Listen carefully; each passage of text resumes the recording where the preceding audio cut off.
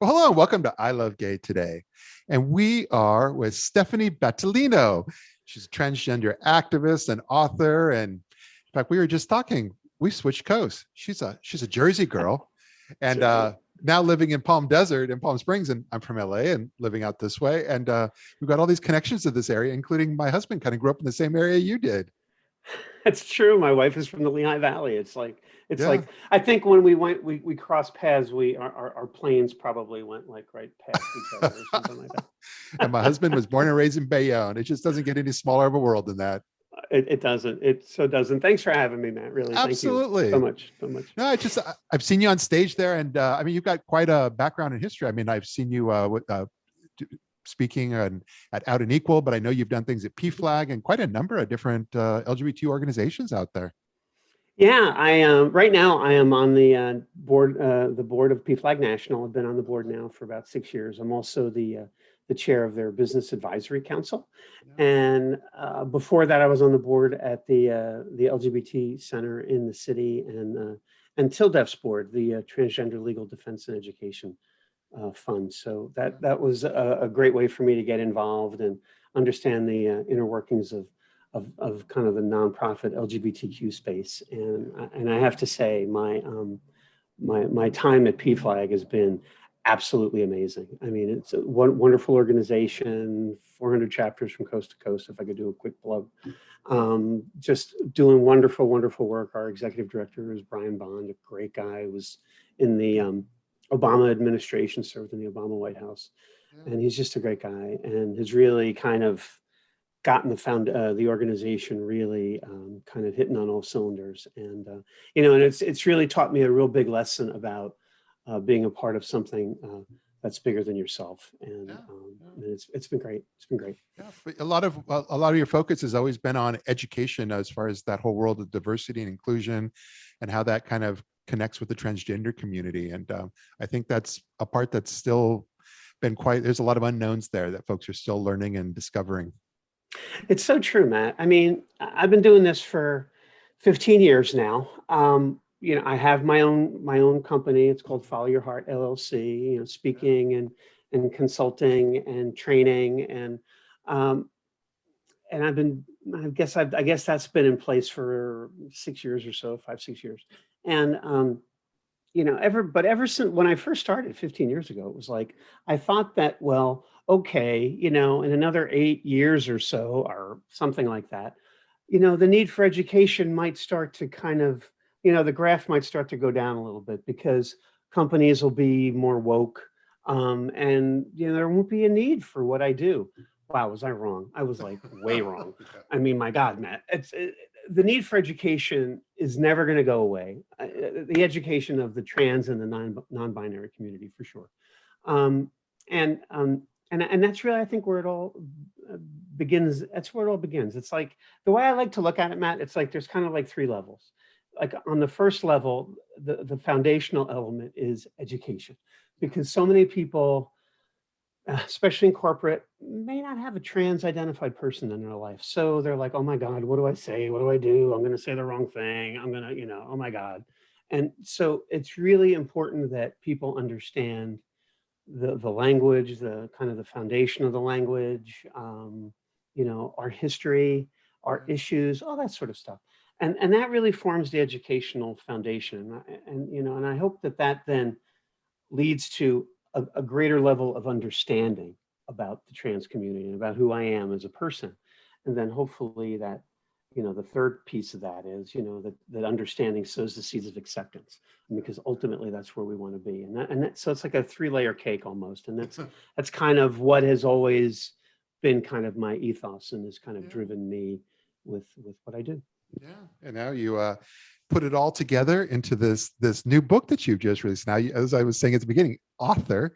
But what's interesting in the title, Reflections from Both Sides of the Glass Ceiling. And so you've taken a really unique angle to this entire story because you come from the corporate world and you are a white male just succeeding in that world. And then very quickly went over to the other side, which is being able to see that there is a glass ceiling that's very unique, that you have a perspective for that others just don't. It really opened my eyes, Matt, I have to say. So I came out, and so the book I started writing the book, just to kind of give you a little backdrop. I started writing the book right after the Pulse massacre in June, and we're coming up on what, 5 years now, I think, this June.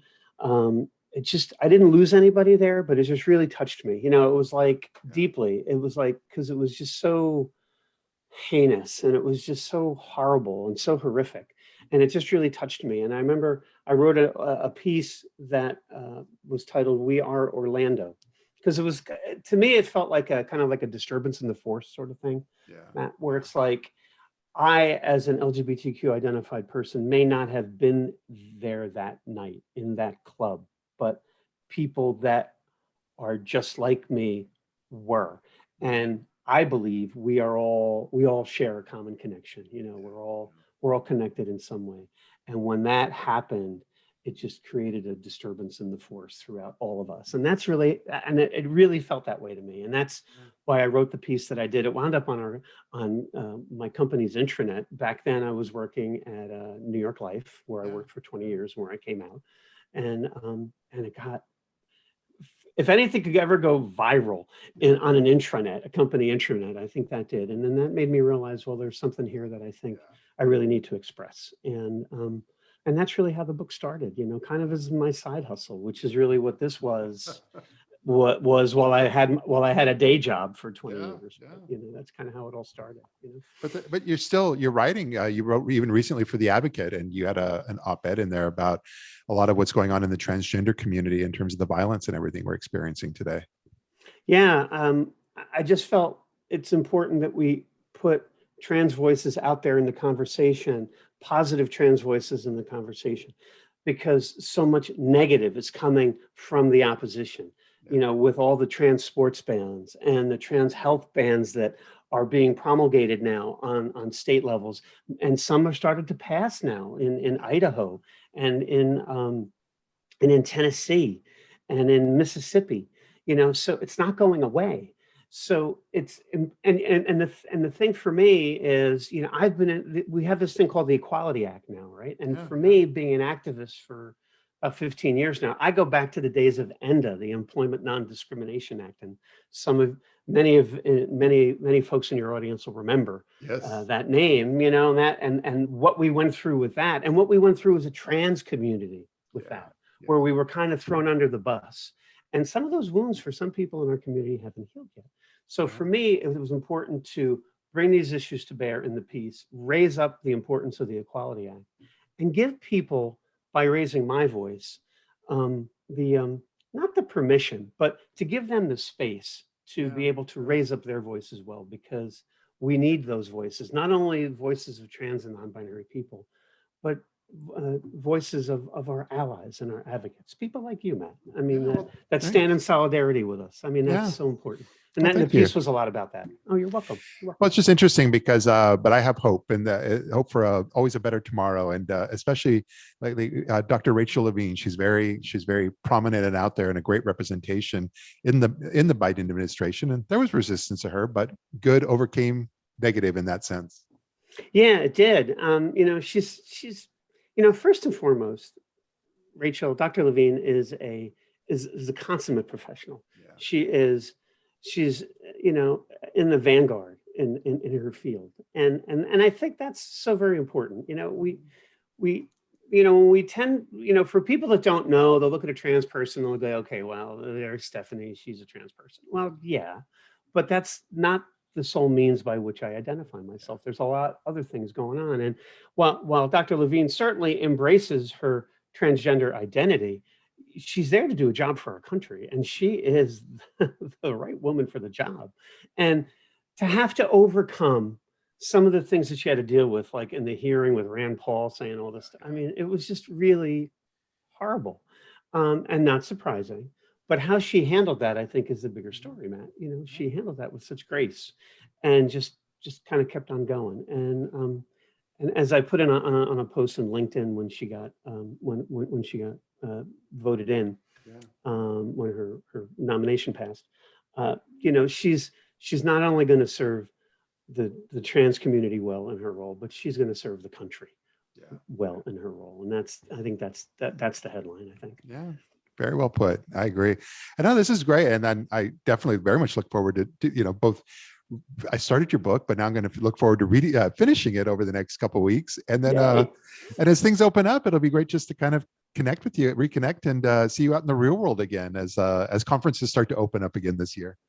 Yeah, I've had to do a lot of my trainings and speaking gigs on Zoom or WebEx or MS Teams. I mean, there's a plethora of platforms, but yeah, I mean, and you connect with people you can, but the whole notion of being in a big room on a stage in front of people and really creating that human connection is something that I'm looking forward to getting back to. I in my last 10 years or so at New York Life, I did events, large corporate events for the company. We do a lot of incentive business meetings, and a lot of the people that I work with are travel directors. They are consultants to come in and do our work, and they're a part of our team. They're a part of the New York Life family, and they've been so hit and hurt by, some of whom are conference planners too. And I just can't wait for us to get back to live meetings again, so that they can get back to their livelihood again. So that's important. It seems to be slowly coming together. So I think so. I have my first shot. I'm getting my second shot in a couple of weeks. I can't Same wait. here. Walgreens of all places. Thank you, Walgreens. But it was. My wife is a veteran, so she's already fully inoculated through the VA. So so we're excited about getting back to some sense of normalcy. Excellent.